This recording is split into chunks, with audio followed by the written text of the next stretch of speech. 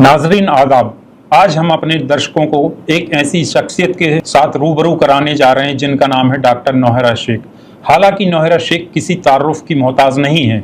हम उनसे बातचीत का यह सिलसिला शुरू करें इसके पहले हम चंद बातें उनके बारे में अपने दर्शकों को बताना चाहते हैं। Doctor Nowhera Shaikh Heera group of companies की एमडी एवं सीईओ हैं। नौहरा शेख एक बिजनेस एंटरप्रेन्योर हैं जिनका कारोबार भारत के अलावा कई देशों में संचालित है। वह एक सोशल एक्टिविस्ट भी हैं। डॉक्टर शेख एक एजुकेशनिस्ट भी हैं जो कई तालीमी इदारों को संचालित कर रही हैं। इनके द्वारा संचालित स्कूल कॉलेजों में कई बच्चों को डॉक्टर, इंजीनियर एवं सिविल सर्विसेज की तैयारी के लिए स्कॉलरशिप भी प्रदान की जाती है। वह मजलूम एवं बेसहारा महिलाओं के उत्थान के लिए पिछले 2 दशकों से कार्य करती आ रही हैं।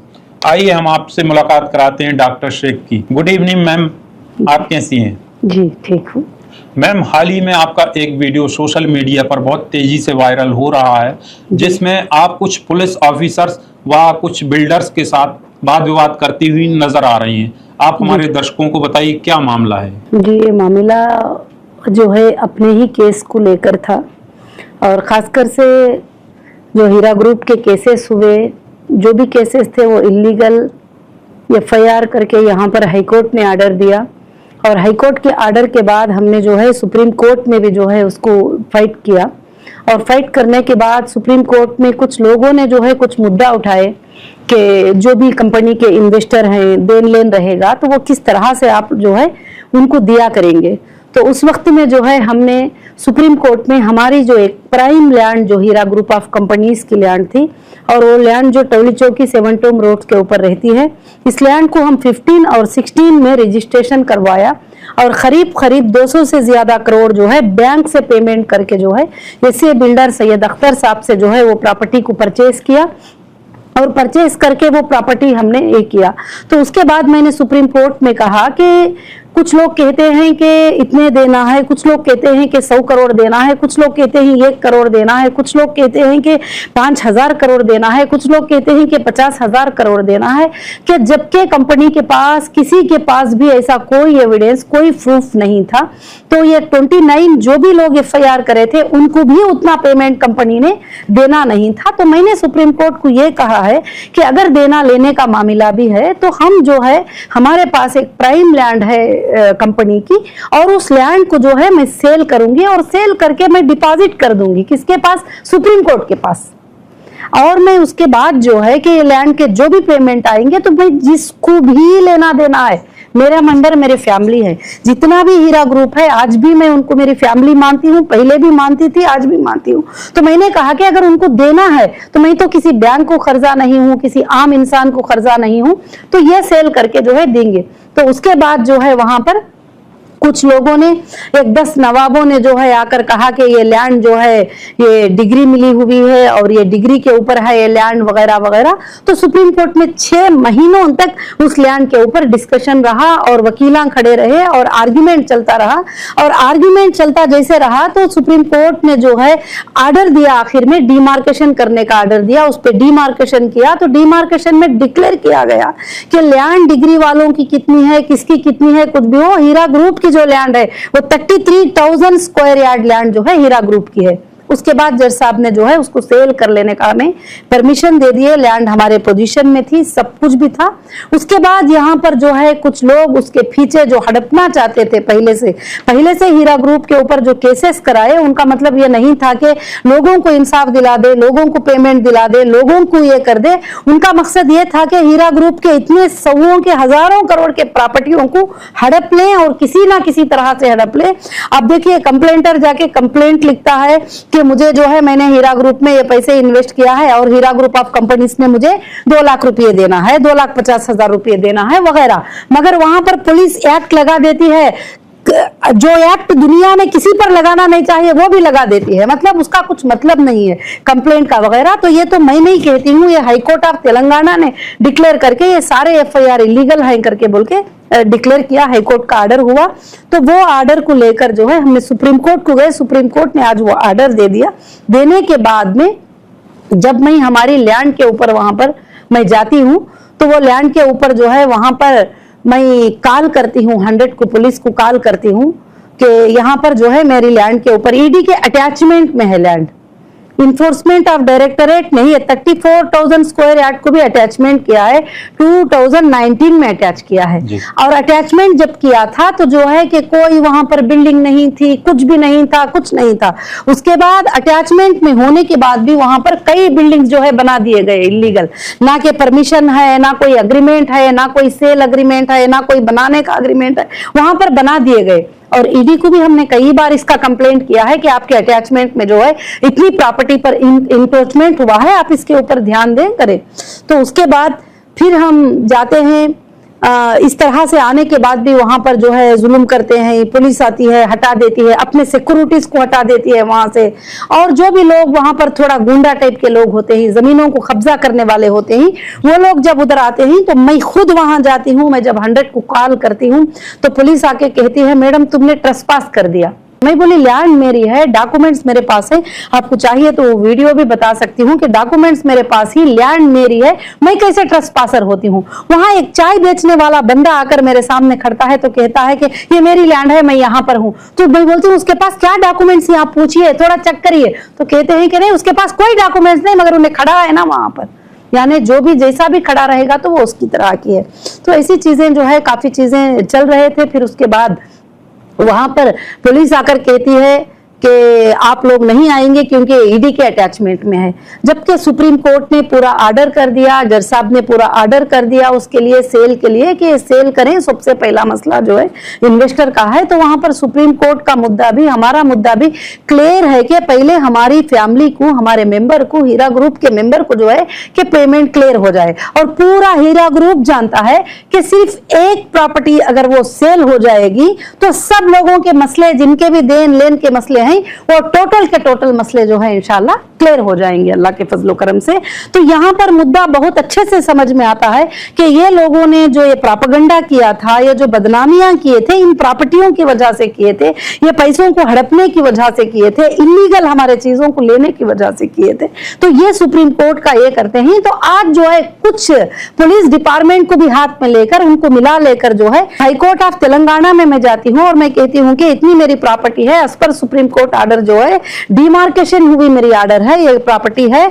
तो हाईकोर्ट जब ऑर्डर देती है इसके अंदर, तो हाईकोर्ट में सब रिस्पोंडेंट होते ही हाईकोर्ट जो है कि यहाँ पर क्लियरली मेंशन करके कहती है कि 33,000 स्क्वायर यार्ड जो लैंड है ये पीसफुल पोजीशन में जब है, इनके लोग जिसके अंदर हैं, तो इसमें कोई भी जो है इन्वॉल्व नहीं हो सकते, पुलिस तो सिविल मैटर में इन्वॉल्व नहीं हो सकती।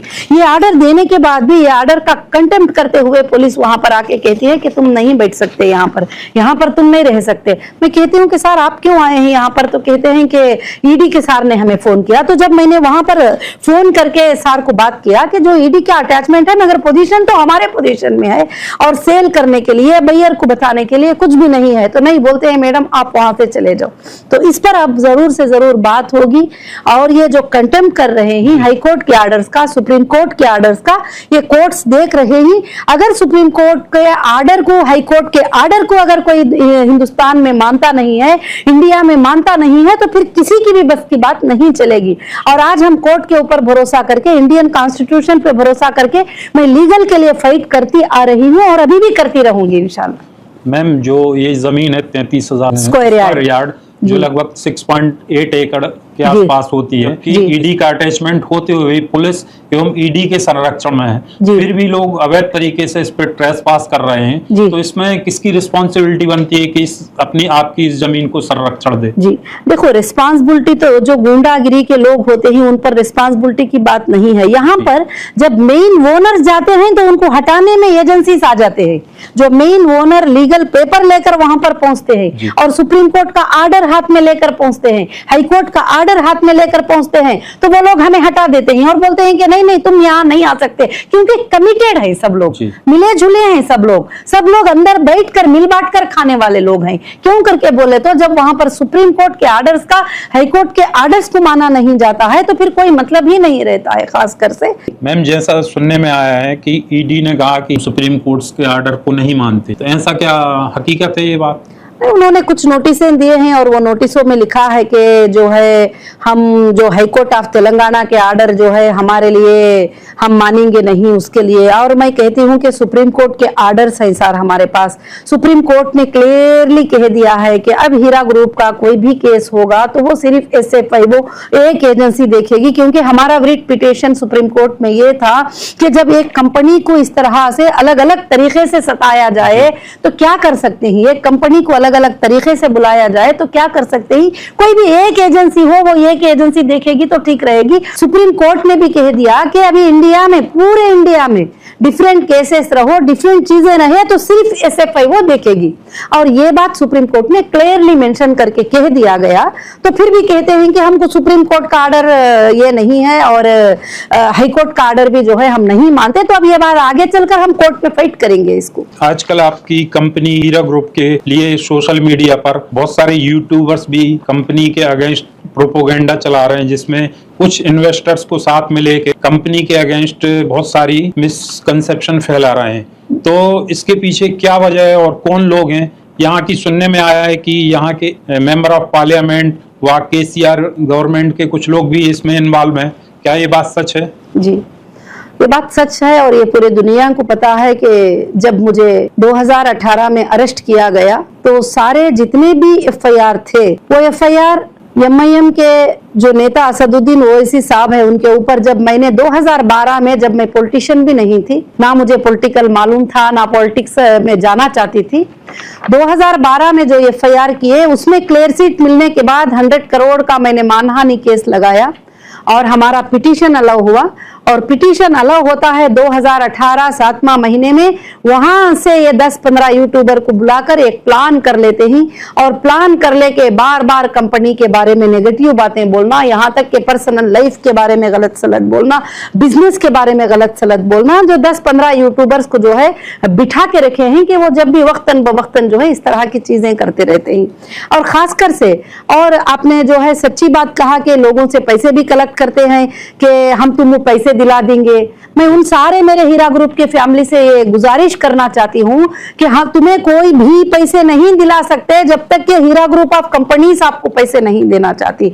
और जब तक कि कंपनी नहीं देगी हम तुमको पैसे दिला देंगे, हमारे पास आ जाओ, 1000 रुपए पे कर दो, हमारा ये एसोसिएशन है, हमारा वो एसोसिएशन है, वो एसोसिएशन है।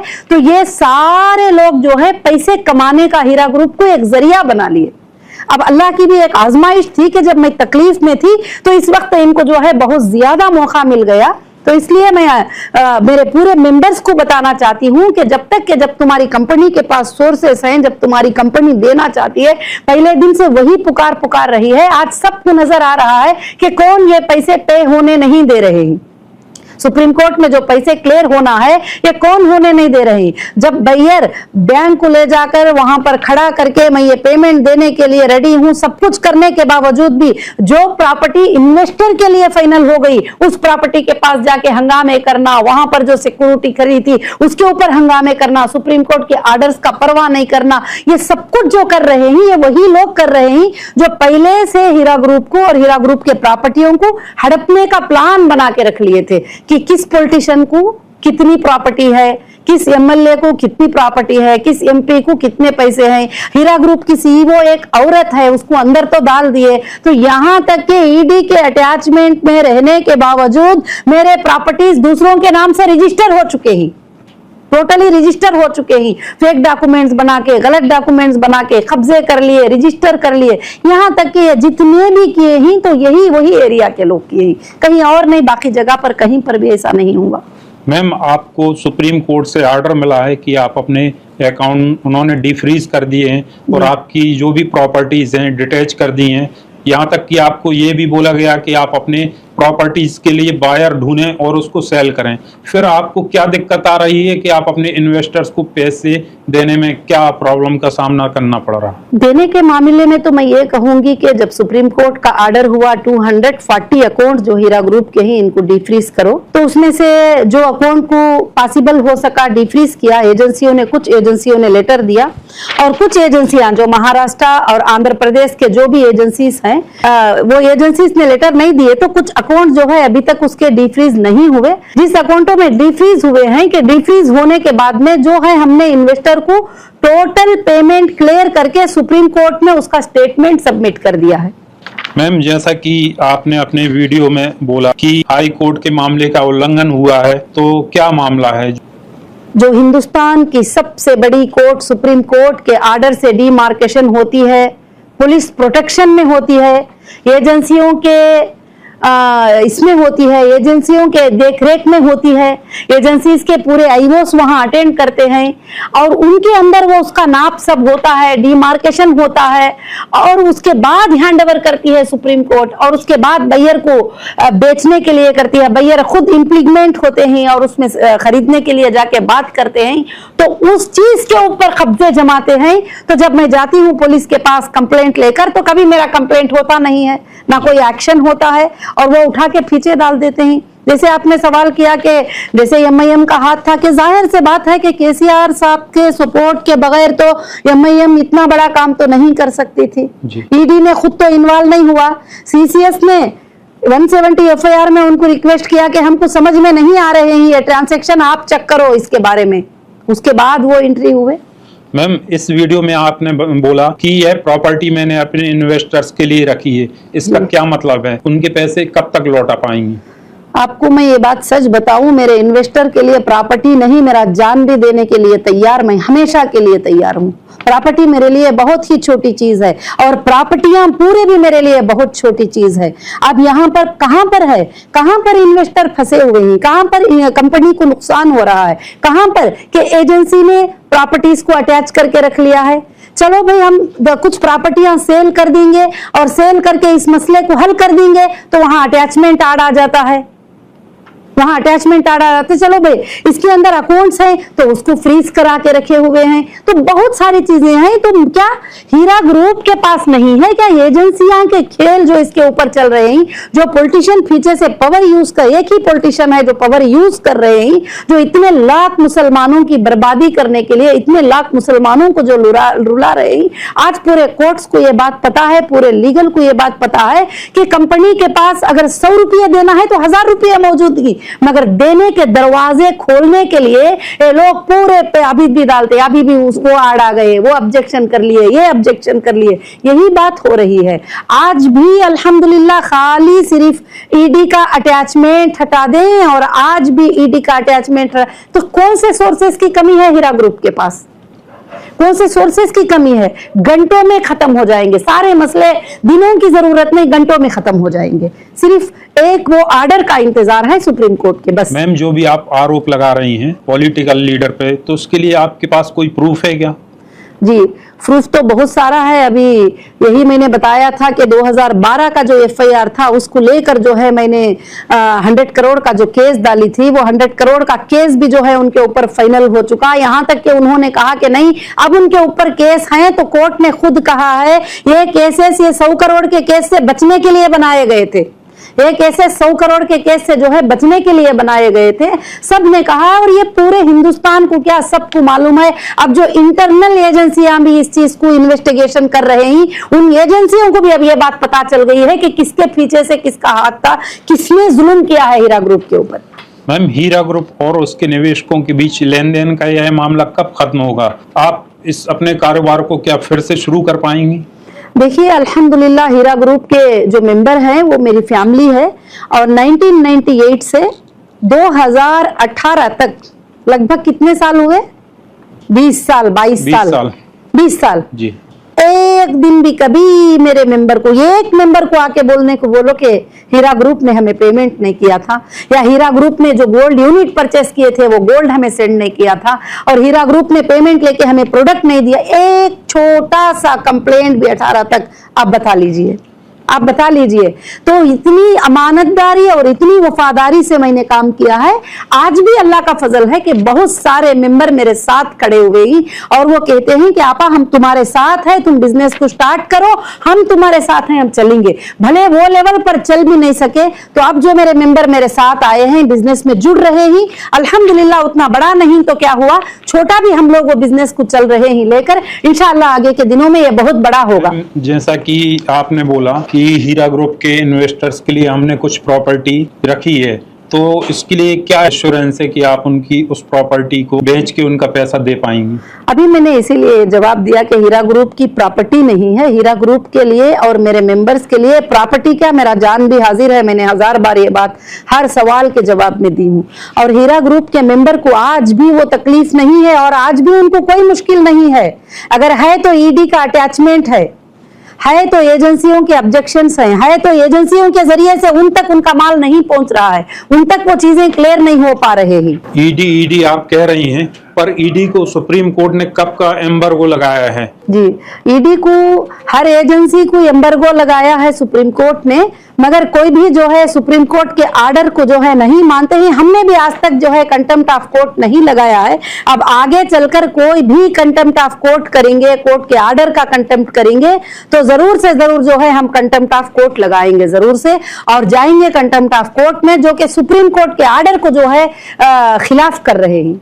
मैम, आपने अपनी कंपनी लगभग 20 वर्षों से जो आप चला रही थी, अचानक आपके जेल जाने के बाद उस कंपनी का जो नुकसान हुआ है और कंपनी के से जुड़े हुए जो भी इन्वेस्टर हैं, तो उनका अभी तक प्रॉफिट नहीं मिला है, तो लोग अपनी ओरिजिनल प्रॉफिट वापस चाहते हैं, तो इसके बारे में आपने क्या सोचा?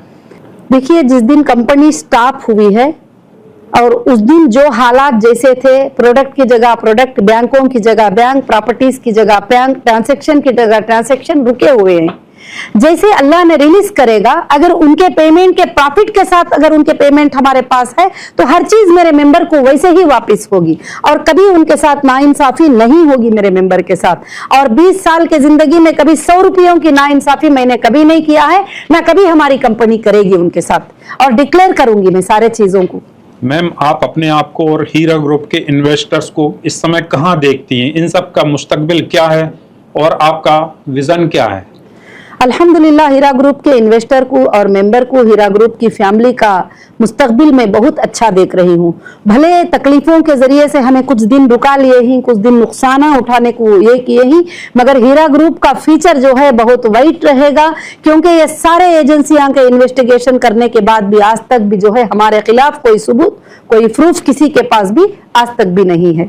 जी मैम, अभी आपने कोई नई स्कीम वगैरह चालू की है जिसमें हीरा ग्रुप के जो भी इन्वेस्टर्स हैं उसको अपने फिर से इन्वेस्टमेंट अगर करना चाह रहे हैं, तो इसके लिए कौन सी स्कीम वगैरह? हमारा जो पहले की तरह जैसे as per supreme court order, जो हमारे साथ रहना चाहते हैं मेंबर, जो इन्वेस्टर हमारे साथ बिजनेस करना चाहते हैं और उनके साथ जुड़कर आप बिजनेस करिए, और जो जाना चाहते हैं उनको भेज दीजिए। तो कुछ लोग जो है SFIO के पास, कुछ लोग हमारे पास सेटलमेंट कर लिए हैं। जो लोग मेरे साथ मेंबर हैं, मैं उनको रखकर हमारा गोल्ड का बिजनेस अल्लाह के फजलो करम से रनिंग है। इंशाअल्लाह मैं अल्लाह से उम्मीद करती हूँ पहले की तरह और उससे अच्छे अंदाज में इंशाअल्लाह चलेगा। और नए प्रोजेक्ट्स भी हीरा ग्रुप ऑफ कंपनीज लॉन्च कर रही है, इंशाअल्लाह वो प्रोजेक्ट्स भी लॉन्च होंगे और हमारे मेंबर्स को हमेशा इसके अंदर अल्लाह रब्बुल आलमीन बरकतें रखेंगे। जो ऐसे कॉलोनी में आपकी प्रॉपर्टी है, वो सुनने में आया है कि आपने जिस समय उसको खरीदी थी, वर्तमान में उससे कई गुना उसकी वैल्यू है, तो उस प्रॉपर्टी के पीछे जो भी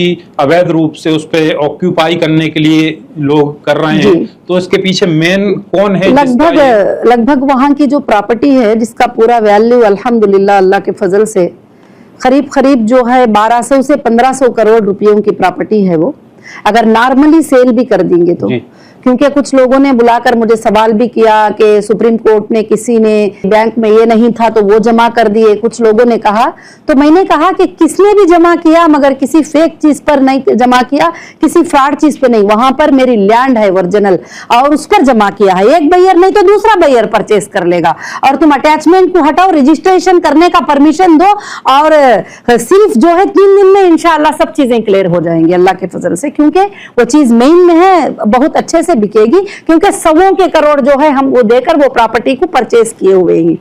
और उसमें जो है टाइटल डीड्स, सुप्रीम कोर्ट ने देखा है कि हमारे cell title deeds, total ISIS और ये सब जो है हमारे नाम से है। टोटल ईसी, टाइटल डीड्स और tax receipt, GHMC receipt total के टोटल हमारे नाम से है।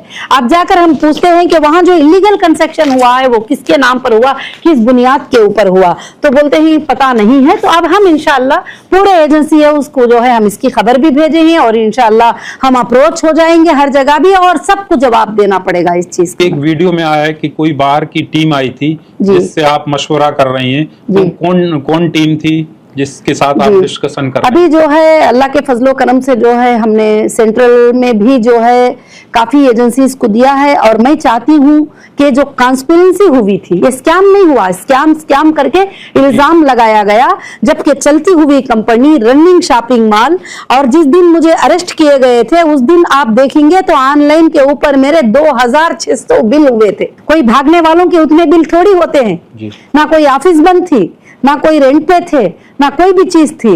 आज सबको मालूम हो रहा है कि इस कॉन्स्पिरेंसी के पीछे कौन कौन थे, एक एक का रिकॉर्ड निकल रहा है। यूट्यूब पे कौन बदनाम किए, कौन गलत से बोले, उस प्रॉपर्टी के ऊपर आज कौन बैठे हुए हैं। आप सबको मालूम है कि अफिया प्लाजा हमारा पहला शोरूम था, उस पर जो है फौरन एमआईएम के जो दोनों भाइयों का बड़ा बैनर लग जाता है और कब्जा हो जाता है और वहां हमारे स्टाफ को जाने नहीं देते ही। आज वो खाली पड़ा हुआ है, वैसे ही बंद पड़ा हुआ है। और इसी तरह से जो है हर चीज जो है उसके चेकअप करने के बाद जो है हर चीज भी जो है बिल्कुल से बिल्कुल पूरा बाहर निकल रहा है। कौन किसके पीछे थे, एफआईआर कराने वालों के पीछे कौन थे, एफआईआर कराने के लिए कौन बहकाया था, और एफआईआर में मैटर क्या लिखे थे और पुलिस ने एक्ट कौन सा लगाया। और सिविल एक्ट में अरेस्ट करके 800 किलोमीटर, 1200 किलोमीटर, 1500 किलोमीटर क्यों लेकर गए थे कस्टडियों में, जब कंपनी एक थी, सीईओ एक थी, सारा एक था, तो इतने बार हरास। नाजरीन आदाब, आज हम अपने दर्शकों को एक ऐसी शख्सियत के साथ रूबरू कराने जा रहे हैं जिनका नाम है डॉक्टर नौहरा शेख। हालांकि नौहरा शेख